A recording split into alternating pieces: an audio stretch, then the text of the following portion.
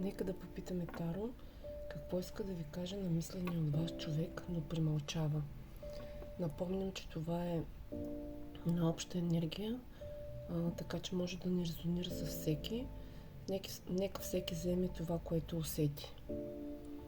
И така, нека да видим какво иска да ви каже намисления от вас човек, но примълчава.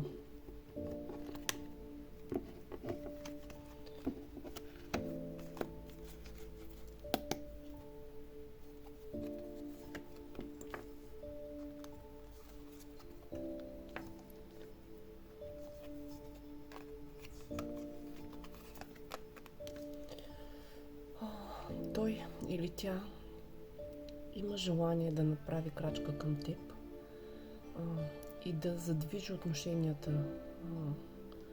между вас, но не го показва открито.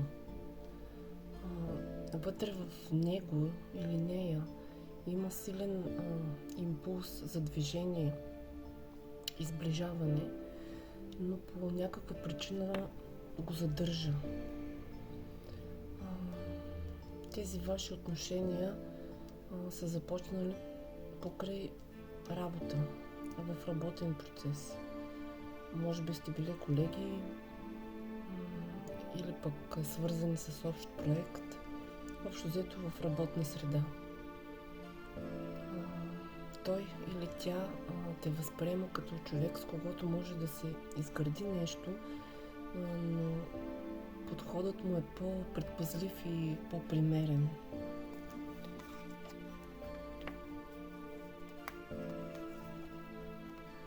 Той или тя мисли за теб,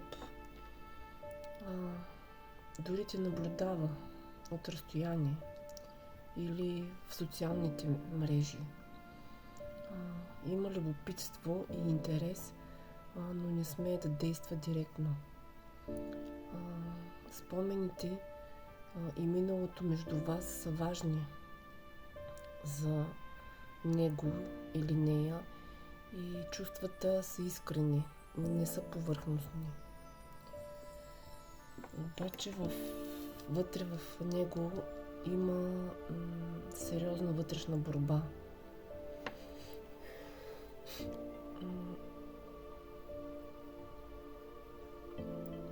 Страхува се от конфликт, от усложняване на ситуацията и от последствията. Затова и в момента стои на едно място и не взима ясно решение. Изчаква, надява се нещата да се подредят сами.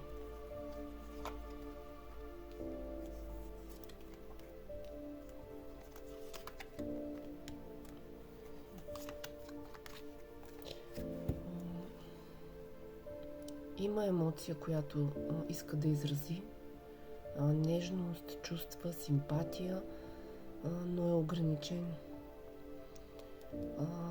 Най-вероятно тя или той е обвързан или семейен, или в сериозно партньорство, което го кара или нея да държи контрол и да не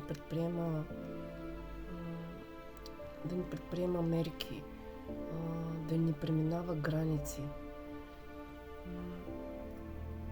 Но въпреки това има надежда за него или нея. Вярва, че може да намери стабилност, радост, спокойствие, усещане за уют, но в момента не знае как да стигне до там.